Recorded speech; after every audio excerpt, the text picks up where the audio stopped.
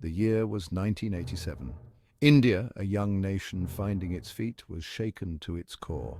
In the heart of Punjab, a daring daylight robbery unfolded, targeting the Punjab National Bank in Ludhiana. This was no ordinary heist. It was a meticulously planned operation executed with military precision. A group of men, disguised as police officers, entered the bank. The staff, unsuspecting, continued their daily routines. Within minutes, the atmosphere shifted.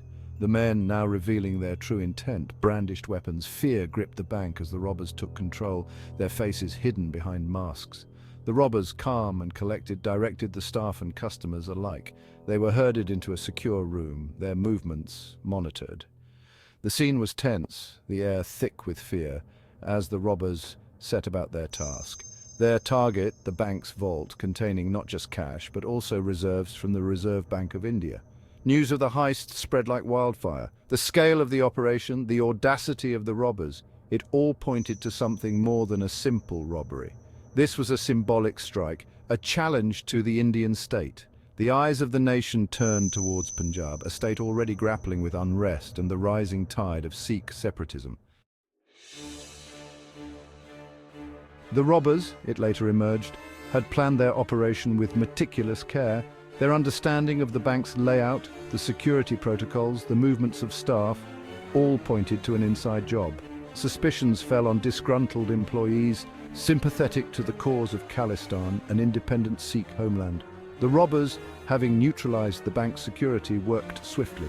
They emptied the vault, stuffing cash and valuables into waiting bags.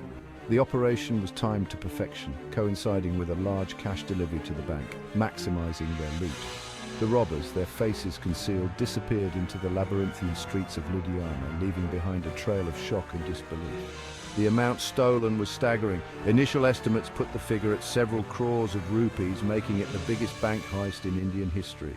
The audacity of the crime, the precision of its execution sent shockwaves through the Indian banking system. Security protocols were immediately reviewed, with banks across the country scrambling to beef up security. The pressure on the police was immense. The heist was not just a crime, it was a national embarrassment. The authorities launched a massive manhunt, determined to bring the perpetrators to justice. Every lead was pursued, every witness questioned, every piece of evidence scrutinized. The investigation, complex and sprawling, led the police down a convoluted path. The robbers had vanished without a trace, but they had left behind clues. Witnesses described the robbers' accents, their mannerisms, their knowledge of Punjabi.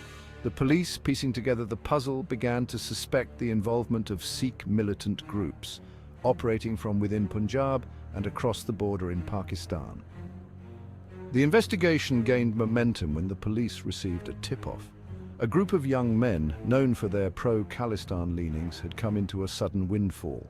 They were spending lavishly, their newfound wealth arousing suspicion. The police, acting on this information, raided a safe house, uncovering a cache of weapons and a portion of the stolen money. The trial of the accused robbers was a media spectacle. The nation, still reeling from the audacity of the heist, watched with bated breath. The prosecution, armed with what they believed to be a strong case, presented their evidence. Witnesses were called, forensic reports were read, and the recovered money was displayed. The defense, however, remained steadfast. They argued that the prosecution's case was circumstantial. The witnesses, they claimed, were unreliable, their memories clouded by time and fear. The forensic evidence, they argued, was inconclusive. The recovered money, they suggested, could have been planted. The trial dragged on, mired in legal technicalities. The prosecution, facing a skilled and determined defense team, struggled to prove their case beyond a reasonable doubt. The judge, faced with conflicting testimonies and a lack of concrete evidence, grew increasingly uncertain. The seeds of doubt sown by the defense had taken root.